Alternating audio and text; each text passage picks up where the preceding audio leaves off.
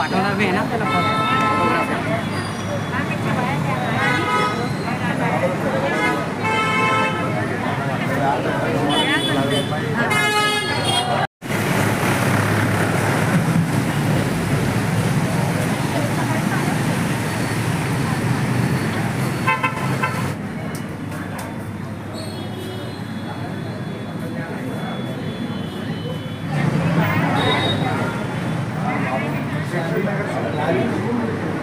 कुठे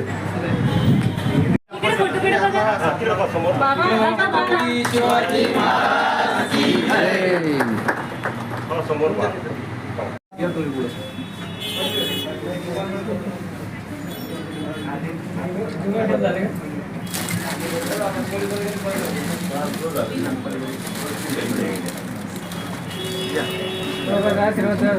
आशीर्वाद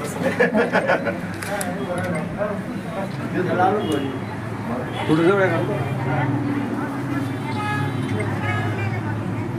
इकडे शुभम भाऊ समोर आहे. एक मिनिट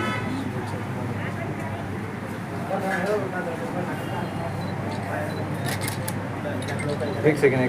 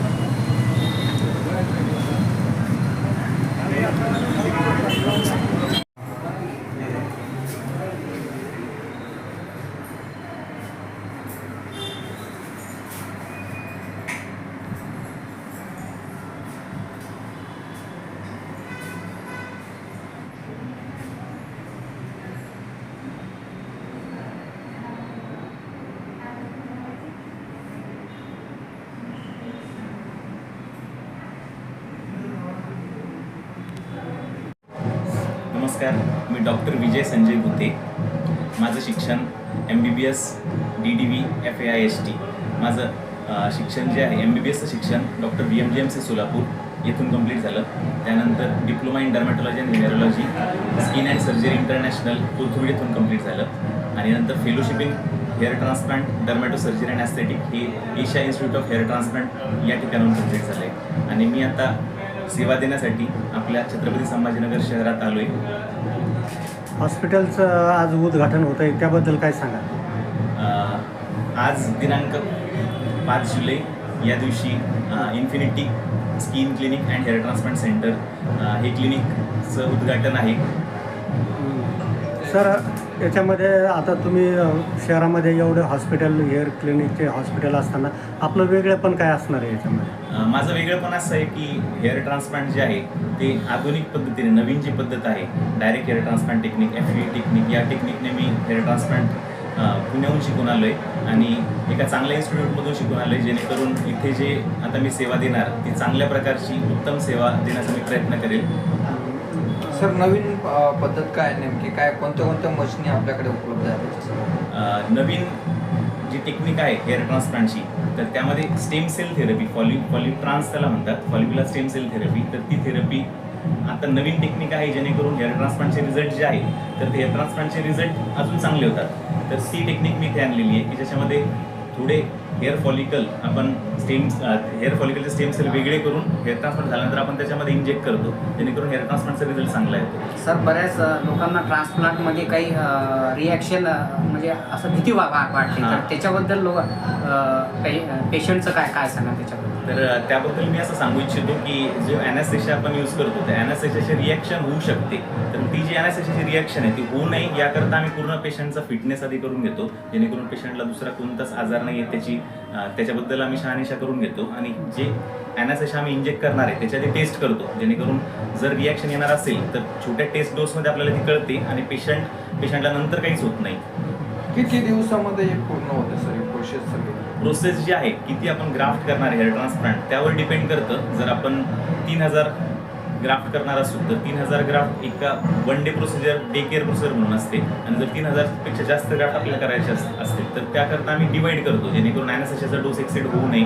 त्याकरता 2 दिवसामध्ये आम्ही डिवाईड करून तेवढे ट्रान्सप्लांट करतो. नाही पण आता बरेच लोक पुणे, मुंबई, बँगलोर इथे जातात, तिथे जाण्याची गरज भासेल का? नाही नाही, बिलकुल नाही. कारण माझं शिक्षण पुण्याला झालं आहे. मी आतापर्यंत माझा अनुभव सांगायला गेला तर 100च्या वरती हेअर ट्रान्सप्लांट मी केलेले आहेत. त्यामुळे तिथला अनुभव इथे मला कामी लागेल आणि लोकांना पुणे, मुंबई, बँगलोर यासारख्या ठिकाणी जायची गरज पडणार नाही. ते आपले संभाजीनगर इथेच मी अवेलेबल करून देतोय. सर, एक प्रश्न असा होता का तरुणपणामध्ये केश गळती जास्त होते, आत्ताचं प्रमाण वाढलं आहे, म्हणजे टक्कल पडण्याचे प्रमाण जास्त वाढलं. Yes. ते नेमकं कशामुळं होतं आणि रुग्णांनी काय काळजी घ्यायला पाहिजे? हां, तर ते आत्ताची जी सध्याची जी लाईफस्टाईल आहे आधीच्या काळासारखी लाईफस्टाईल राहिलेली नाही आहे. स्ट्रेस वाढला आहे, आपलं डाएट प्रॉपर नाही आहे आणि जे आपण खातोय तर त्यामध्ये पण पेस्टिसाइड्स वगैरे यामधून भाजीपाला येतो, तर त्याचे परिणाम शरीरावरती होत आहेत. म्हणून जी टक्कल पडण्याचं प्रमाण जे 30, 35, 40 वर्षानंतर होतं ते आता 20-25 वर्षाच्या मुलांना पण होतं आहे. तर त्याकरता ट्रीटमेंट पण अवेलेबल आहे. आपण चांगला डाएट जर घेतला तर त्यामधून पण आपल्याला चांगले न्यूट्रिशन भेटल्यानंतर ते पण आपण डिले करू शकतो. गोळ्या औषध आहेत लावायला, मिनॉक्सिडिल किंवा इतर ज्या ट्रीटमेंट्स आहेत त्या ट्रीटमेंट पण मल्टीव्हिटॅमिन ट्रीटमेंट जे कमी पडतात अशा आहेत, जेणेकरून ते आपण डिले करू शकतो. अँड्रोजेनिक ॲलोपेशिया जो आहे म्हणजे फॅमिलीमध्ये रन होणारा जो ॲलोपेशिया आहे तर तो पण आपण नंतर त्याला डिले करू शकतो. सर, स्किन केअर आणि हेअर ट्रान्सप्लांट आता जो हेअरचा बऱ्याच तरुणामध्ये आता जास्त आढळत आहे, तर मग आता हे मेडिकलच्या माध्यमातून 100% क्युरेबल आहे का स्किन आणि हेअर? म्हणजे प्रॉपर ट्रीटमेंट जर असली तर? येस. काही डिसीज जे असतात ते क्युरेबल असतात आणि काही डिसीज जे आहेत ते आपल्याला कंट्रोल करता येतात. तर ते पहिले पेशंटला कळायला पाहिजे. त्याकरता आम्ही पेशंटची पेशंटला गाईड करतो की हा आजार कसा आहे, या आजारामध्ये काय काय होऊ शकतं, हे क्युरेबल आहे का कंट्रोलेबल आहे, ह्या सगळ्या गोष्टी आम्ही समजून सांगतो पेशंटला, जेणेकरून पेशंटला पण कळेल, पेशंट पण नंतर काळजी घेऊ शकेल. काही डिसीज असे असतात सूर्यासिस सारखे, विटिलिगो सारखे की ज्याला कंट्रोल करता येतं आपल्याला. तर ते कंट्रोल करून आपण बऱ्याच कालावधी करता त्या स्थितीला म्हणजे कमीत कमी औषधीवर, कमीत कमी ट्रीटमेंटवरती आपण पेशंटला चांगलं ठेवू शकतो. आता नवीन समजा आज ओपनिंग झाली आहे, तर आता इथून आपल्याजवळ कोणकोणत्या सेवा असणार आहेत टोटल आपल्या इथे मी जवळपास ज्या ॲडव्हान्स टेक्नॉलॉजीज आहेत त्या मी इथे आणतोय. त्याच्यामध्ये लेझर्स आहेत, लेझर हेअर रिडक्शन LHR जे ते ट्रिपल वेवलेन्थचं जे नवीन प्रकारचं लेझर ज्यामध्ये 3 वेवलेंथ यूज होतात.